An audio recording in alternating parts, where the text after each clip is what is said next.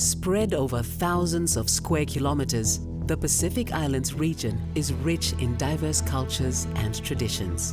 And yet, it is a region that is still coming to terms with the concept of universal human rights and equality for all.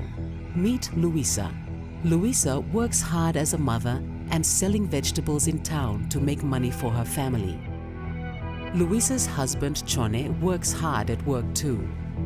He is considered a nice guy, a family man, and is a respected member of his community. But Chone thinks his job is more important than Luisa's. He thinks he should make all the decisions in the home because he is the man of the house. And sometimes, Chone comes home and hits Luisa because he thinks he's entitled to do this.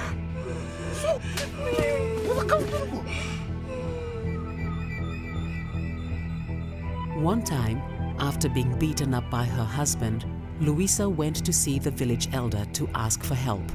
The elder told her that in their culture, the woman must obey the man. She should not challenge the authority of her husband, even if he becomes violent. Luisa couldn't understand how her pain and suffering could be part of her culture. Whose culture was it if it did not protect her from harm?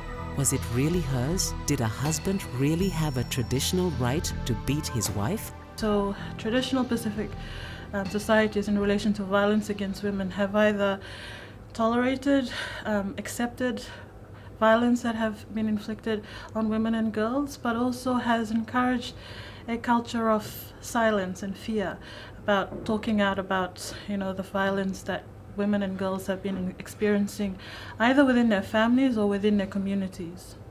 It is more people protecting their own benefits, because there are lots of privileges and benefits that are enjoyed by a particular section of society when women are beaten and suppressed and so on. And I just believe that when people talk about culture and so on, we also need to look back at what was there before. And there were very good things for women and girls.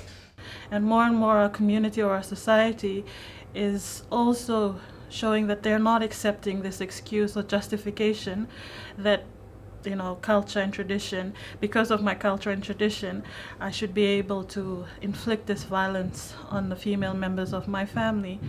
When the violence in Luisa's home continued, she went to see her church pastor to ask for help. The pastor told her that the Bible did not allow violence against women and children, but she should not involve the police or seek protection through formal channels. Instead, she should try to heal the problems with her husband through reconciliation.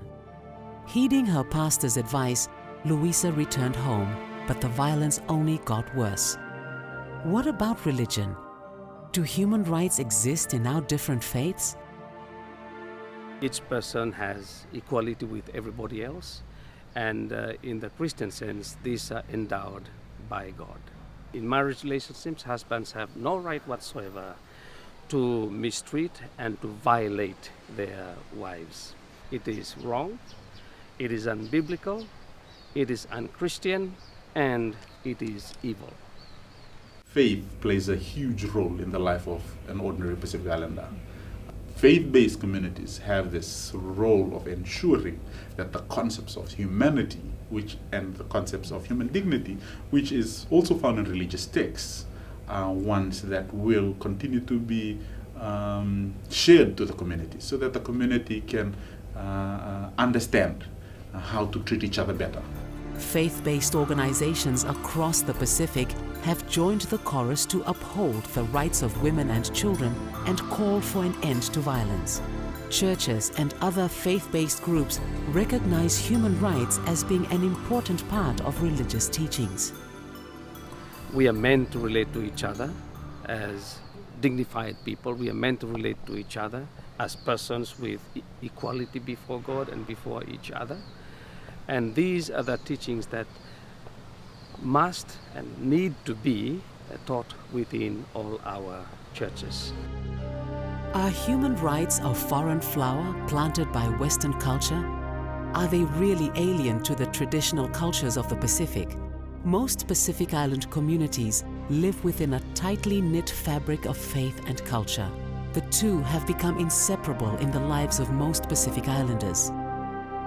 Although traditional Pacific cultures don't use the words human rights, the concept of a rights-based approach, emphasizing values such as mutual respect, compassion, and inclusion, has always been part of island cultures. And so, human rights are flowers with strong, deep roots throughout the Pacific. Pacific nations have also signed up to international legal agreements that protect human rights and have adopted national legislation and policies to protect those human rights. Those include legally protecting people like Luisa from violence. So, as a result of that engagement with the International Human Rights Treaty system, Pacific Island states have that obligation, which they are legally obliged to then domesticate by national laws and policies. So, the potential role of human rights is to use human rights as a tool to create this enabling environment for development. When human rights and women's rights are seen as one and the same, then women can be seen to have equal value to men. The cause of violence against women is the false impression that women are not as important in Pacific society as men. This is despite the fact that Pacific countries have committed themselves to international human rights treaties that state that men and women have equal value and should be treated equally. There's the illusion to think that women's rights are foreign concepts that has no real bearings and relevance in the Pacific Island culture. In fact, all Pacific Island countries are now state parties to 2 out of the core 9 human rights treaties. States are actually creating national development goals and plans that has very strong human rights principles enunciated within the plans themselves. To know the consequences of violence, as a result, they can act as a great barrier for women to develop.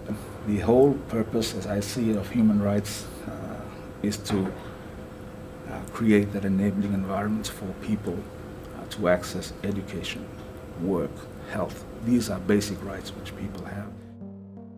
The United Nations has enshrined the rights of women and children in several agreements and charters, ensuring their rights are recognized and that they deserve to be free of violence. Representatives from around the world shaped these agreements, and they were endorsed by many countries in the world, including Pacific Island countries.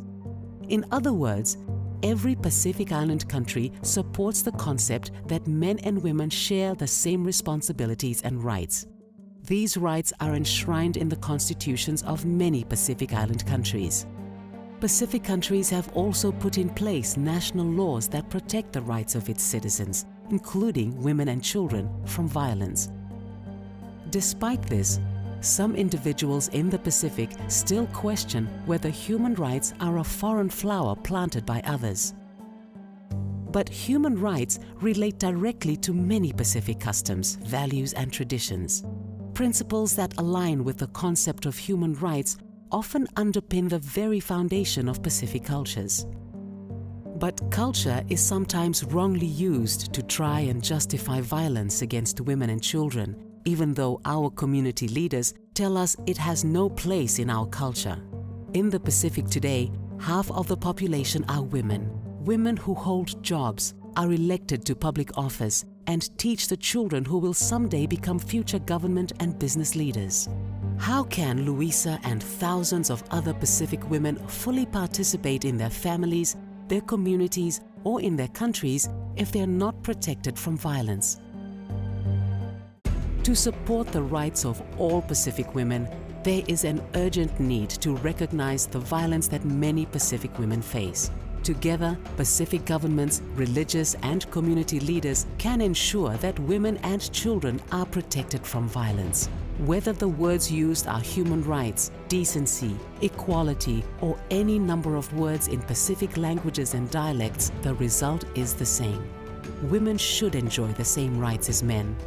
They should be protected from violence in the home or in the community. Pacific Island women like Luisa call on men, families, and communities to end family violence. They also call on Pacific leaders to give them the protection from violence they deserve and need to fully participate in the life of their communities. It is their right to play their role in Pacific culture. Bible talk about love, two lot respect, and narwana peace. And this one not similar to principles for human rights. En chimene anna teke awen ngita kata pojen ngita kan kakando karabina yonong daga rabina nano we putte. Em chunin wan chong kon chongan remaja mantin majal kaur yawe em chu em e pai awde broji yawe ron chokron kainar majorot ko em ko chenya em e cholokal jigalongan jabarewat.